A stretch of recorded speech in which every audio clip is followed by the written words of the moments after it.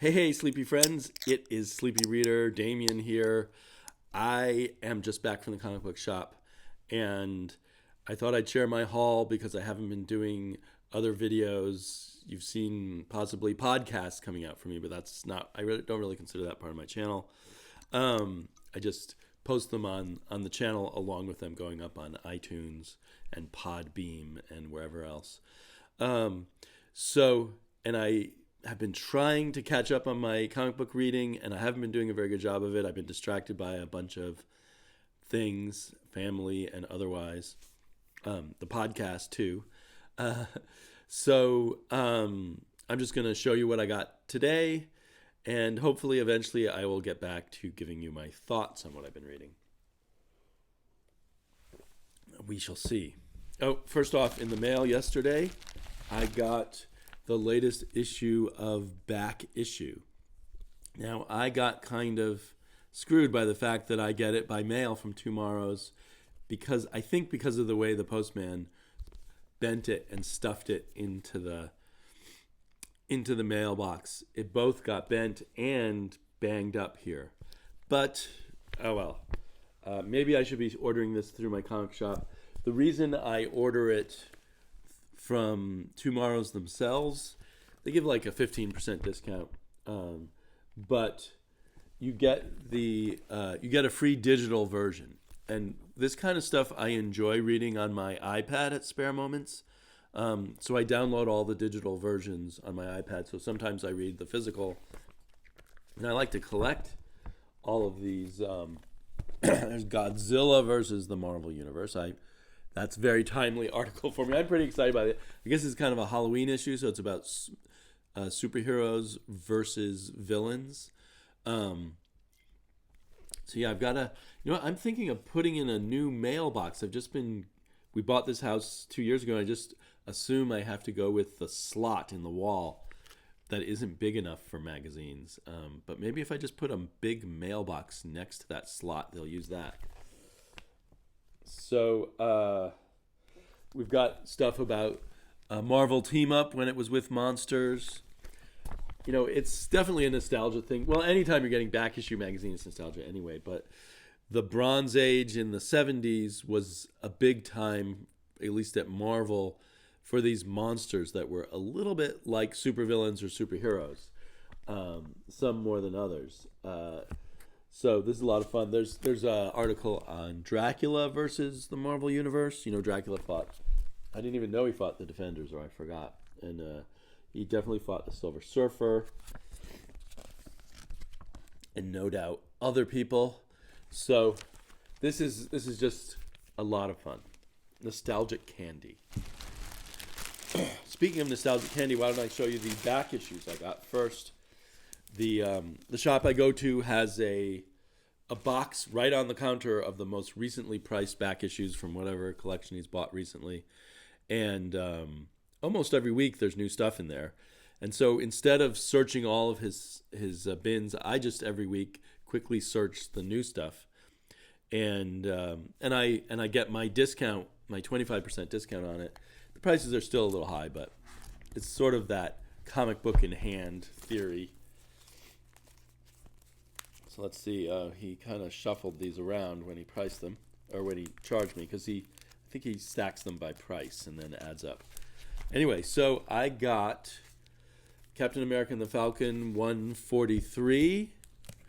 One of my goals is to get all of the Marvel 25-cent issues from, 1971, where for just 1 month, Marvel had oversized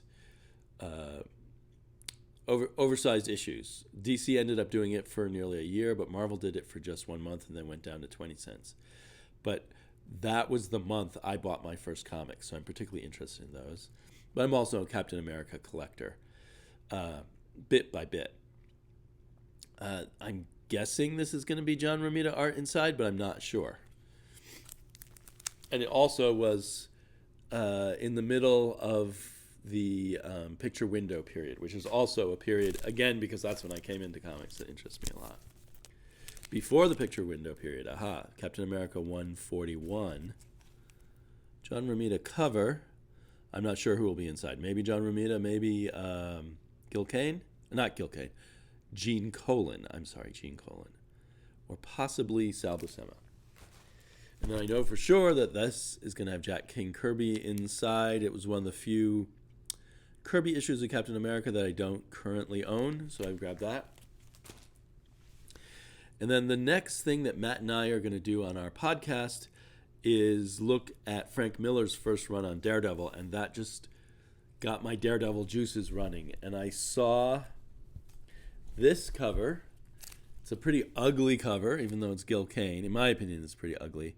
But it's the first Daredevil comic I ever bought, so I picked that up. And then I thought, hey, I'd like to get some... I remember being really creeped out by the Man-Bull, by the way. He's not as big as he is on the cover, though. So then I thought, oh, look, they've got a whole bunch of Daredevils here. I'll get the ones that aren't too expensive around that era, so I can kind of, in a sense, pretend I was a kid and could finally get some of the other Daredevil comics from that era.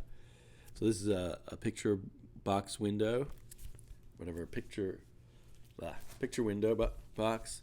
This one also with the Gladiator, who plays a big role in Frank Miller's Daredevil too.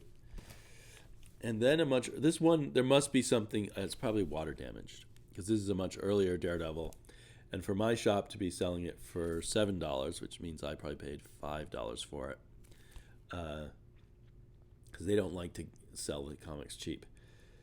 This looks like, to me, it looks like Gene Colan, maybe inked by Sid Shores. I'm not sure. That's an odd cover. Daredevil in his underwear. I guess it's his actual boxing shorts, but it looks like Daredevil in his underwear. So these were all out of order. Here's another picture window.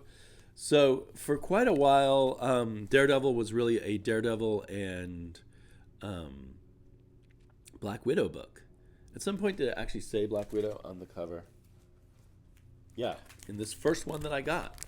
So when I was a kid, this is the first one I got, I thought it was Daredevil and Black Widow was a comic. So I think that's kind of cool. Marvel just had this kind of flexibility, just add in another character.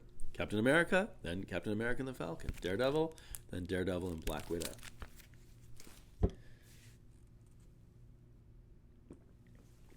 Okay, now let's look at the new comics I got. All kind of out of order here. I guess there's no real order, except I might have ordered them by company. That's what you get when I just came in the door. Speaking of Jack Kirby, Black Panther.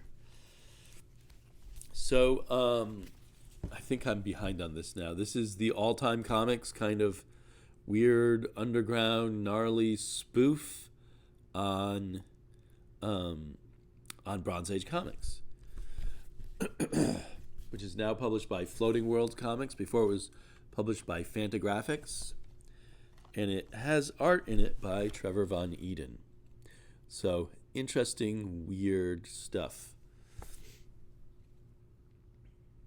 I wonder if this is the A cover. I might be another time when I always want those A covers. It doesn't really say here. Well, anyway, fun cover. Then part 2 of 2 of Legion of Superheroes Millennium. I can't imagine this actually wraps anything up. I'm pretty sure it's all just a prologue to Chicago, Illinois. I don't think I have to answer that. It's all just some kind of odd prologue to an actual story, I'm guessing.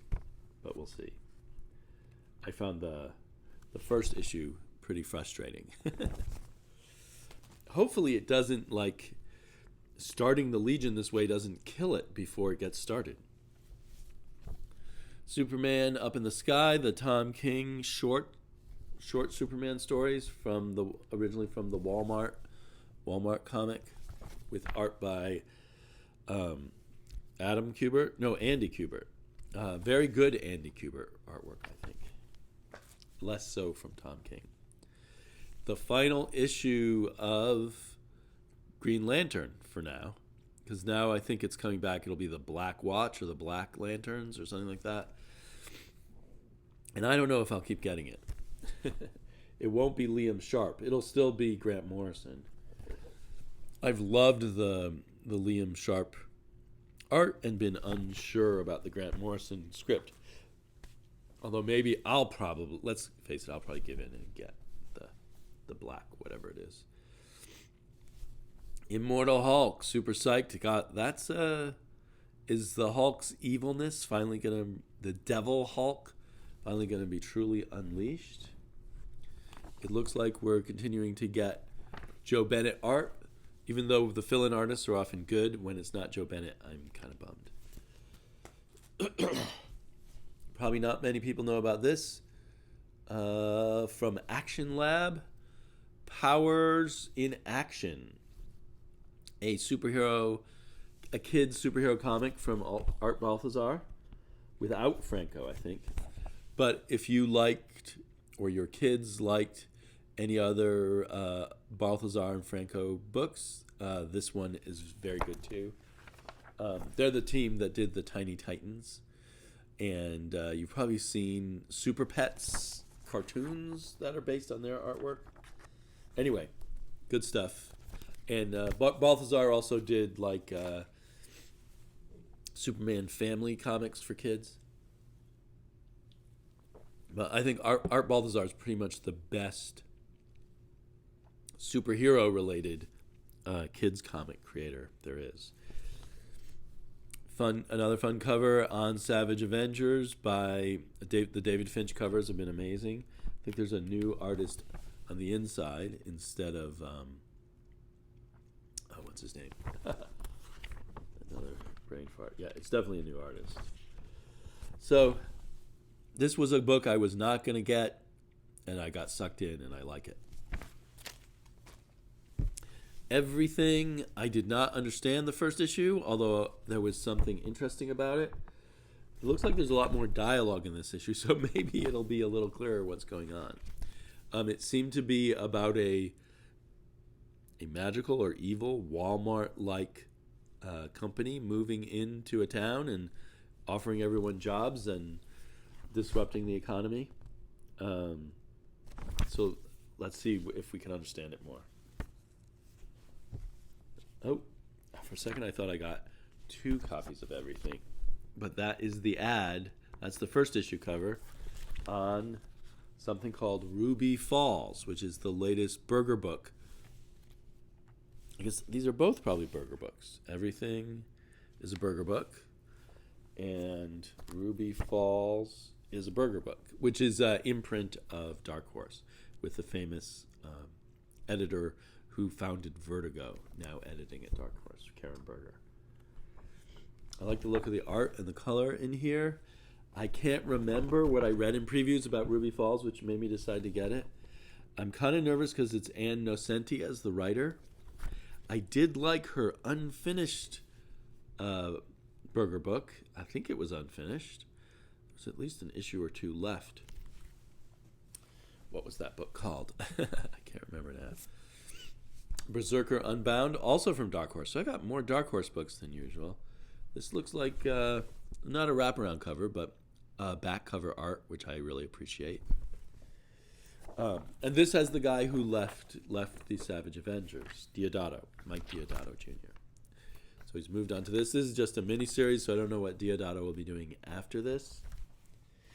He used to be kind of the superstar at Marvel, but perhaps those days are gone. Marvel probably wants cheaper artists. Birthright. This must be coming close to a conclusion,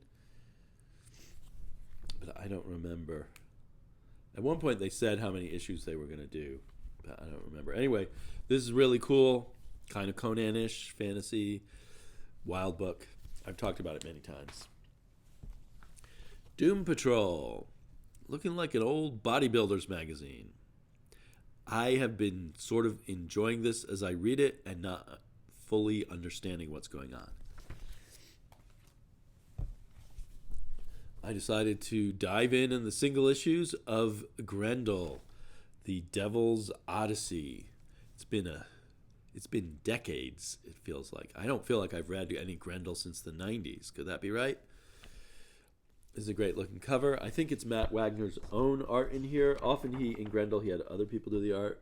But yeah, created, written, and drawn by Matt Wagner. Colors by Brennan Wagner, I assume his son.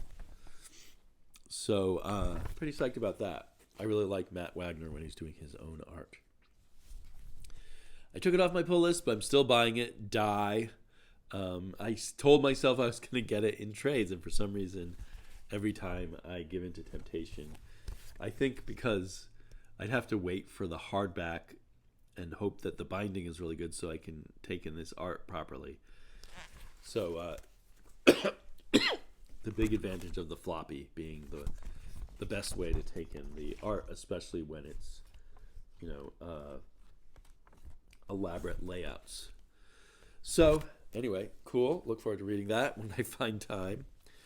Doctor Strange, I also took this off my pull list, but then when I saw that it's a different artist. Last issue was Jesus Sayas, so I picked it up for Jesus Sayas art, and now it's actually Javier Pina, and I just assumed it was going to be Jesus Sayas again. But the art looks pretty cool.